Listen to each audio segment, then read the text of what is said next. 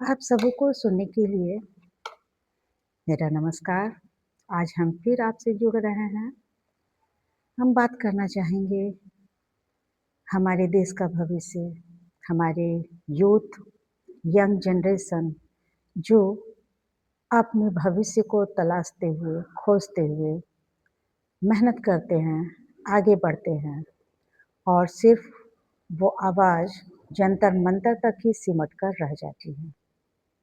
हम सब सोचने के लिए ज़रूर मजबूर हो जाते हैं कि एक तरफ इतना शोर-शराबा, हो-हल्ला, हंगामा और दूसरी तरफ पूरी तरह से चुप्पी साध ली जाती है। इतने सेलेक्टिव हम क्यों हो जाते हैं? हमारी आवाज़ वहाँ खुलकर क्यों नहीं आ पाता है? उन युवा भविष्य के साथ हम क्यों खिलवाड़ होने देते हैं? और जितनी भी लोग जो इतने मुखर प्रखर होकर इतनी आवाज़ सुर में सुर मिलाकर बोल रहे थे, वहाँ उनकी घिघी बन जाती है। चुप्पी साध लेते हैं, एक शब्द बोलने के लिए तैयार नहीं होते हैं और वहाँ उस युवा हमारे देश के भविष्य का दुःख-दर्द, उनकी जो भविष्य के साथ खिलवाड़ हो रहा है, जेपीएससी का एग्ज़ाम हो, जेएसएससी का एग्ज़ाम हो झारखंड रीजन में, उनके लिए 10 दिन से ऊपर हो चुका है, लेकिन फिर भी पूरी चुप्पी साध के बैठे हुए हैं। मौन व्रत उन्होंने धारण कर लिया है। उनके मुँह से एक आवाज़ नहीं निकलती है। वहाँ के बच्चों का दर्द दर्द नहीं है, उनकी तकलीफ़ तकलीफ़ नहीं है, उनके भविष्य वहाँ खराब नहीं होता है और ना कोई सवाल पूछता है और ना कोई भी सवाल पूछने के लिए तैयार रहता है कि आखिर इतनी अनियमितता क्यों है?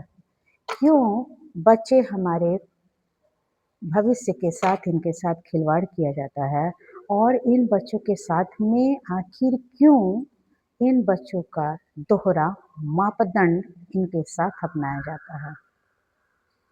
जब पंजाब की बात होती है, तो केजरीवाल चुप्पी साध लेते हैं।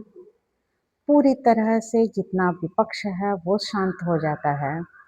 जब केरलम की बात होती है तो वहाँ के स्टूडेंट स्टूडेंट का दर्द नहीं दिखता है, वहाँ की अनियमितता नहीं दिखती है और वहाँ पे सेलेक्टिव हो जाते हैं। बात जब उठती है तेलंगाना से लेकर तमिलनाडु हो, चाहे वो और भी दूसरे राज्य हैं, वहाँ हमारे यूथ का भविष्य नहीं दिखता है, उनके भविष्य के साथ खिलवाड़ नहीं नज़र आता है, उनकी जवाबदेही तय नहीं होती है और वहाँ पर वो सेलेक्टिव होकर अपने आप को बिल्कुल अलग कर लेते हैं।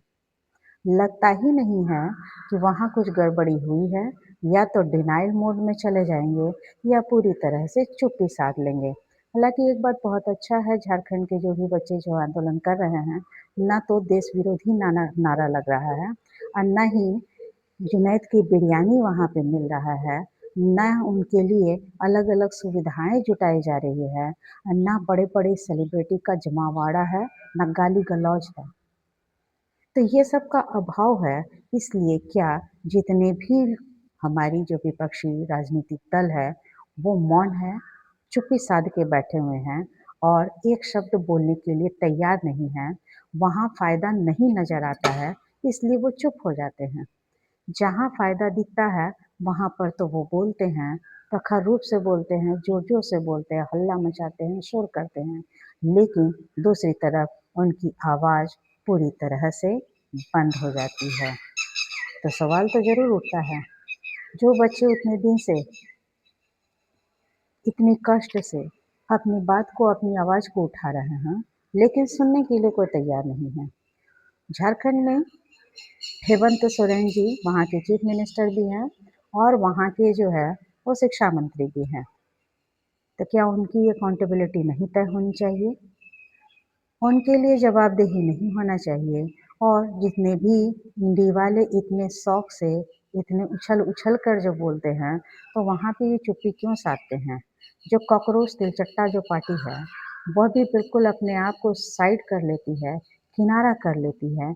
हम जाएँगे, हमारी तबीयत खराब हो गई, हम बीमार पड़ गए हैं, तो क्या जितने इनके जो है ऑर्गेनाइज़र हैं, वो सब के सब एक साथ बीमार पड़ गए हैं कि एक साथ हॉस्पिटलाइज़ हो गए हैं? तो इनको बता देना चाहिए, हमारे यूथ को, युवा को बताना चाहिए कि वो कहाँ बोलेंगे, कहाँ खड़ा होंगे और किसके इशारे पे कहेंगे। आवाज़ दब जाती है, चुप हो जाते हैं और सबको समझ में आता है कि आखिर ये जो पॉलिटिक्स जो चलती है, ये जो राजनीति चलती है, इन्हें स्टूडेंट से कोई मतलब नहीं है, उनके भविष्य से कोई लेना-देना नहीं है। सिर्फ़ और सिर्फ़ एक चीज़ से उनको मतलब है और वो मतलब है सिर्फ़ अपनी राजनीति रोटी को सेकना, स्टूडेंट के नाम पर भड़काना, उनको सड़क पे लाकर उनके साथ, उनके भविष्य के साथ खिलवाड़ करना, उनका मकसद ही नहीं है कि बच्चों के साथ किसी तरह की सुधार की गुंजाइश हो। एजुकेशन सिस्टम को सुधारा जाए, जो हमारे एग्ज़ामिनेशन जो है, जो भी कॉम्पिटिटिव एग्ज़ाम में जो गड़बड़ियाँ हो रही है, अनियमितता हो रही है, देश में एक ही जगह नहीं अलग-अलग राज्य में हो रही हैं, तो वहाँ पर सुधारने की ज़रूरत है, सुधार करने की आवश्यकता है। क्या हमारे ये बच्चे सड़क पर आ रहे हैं, निकल कर आ रहे हैं, तो हमारी आपकी सबकी ज़िम्मेदारी नहीं बनती है कि उनके साथ मिलकर आवाज़ उठाएँ। और उनके भविष्य को के साथ खिलवाड़ ना हो, उनको आगे का निराशाजनक न लगे, उनका जीवन टूटने ना पाए, उनकी उम्मीद जो है, उम्मीद जो बंधी है, वो छूटे ना। उसके साथ में आइए हम सब मिलकर खड़े होते हैं, उनकी आवाज़ बनते हैं और उनकी आवाज़ के साथ मजबूती से खड़े होकर उन्हें आगे बढ़ने में मदद करते हैं। ये सब समझ में आई है, जितनी भी राजनीति पार्टियाँ हैं, वो सब कर सकते हैं, तभी वो हुआ करेंगे जब उन्हें अपना मतलब नज़र आएगा, अन्यथा वो चुप्पी साध के किनारा कर लेंगे, बोलने के लिए तैयार नहीं रहेंगे। मीडिया वाले अगर सवाल पूछ लेते हैं, तो सिर्फ़ वो कहेंगे कि आप बीजेपी वाले हैं।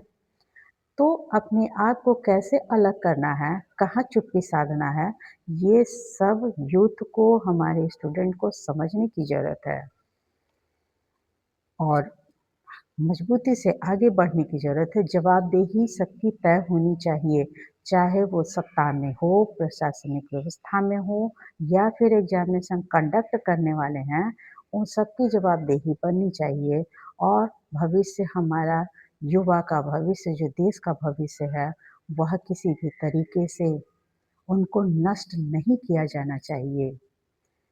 तो हम सब सोचने की ज़रूरत है, सोचने की ही ज़रूरत नहीं है, उसे दूर करके जड़ से मिटाकर ख़त्म करने की ज़रूरत है।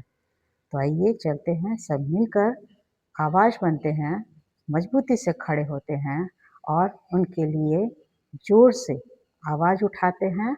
आवाज़ उठाते नहीं हैं, उनको अंतिम लक्ष्य तक पहुँचाने का काम करते हैं।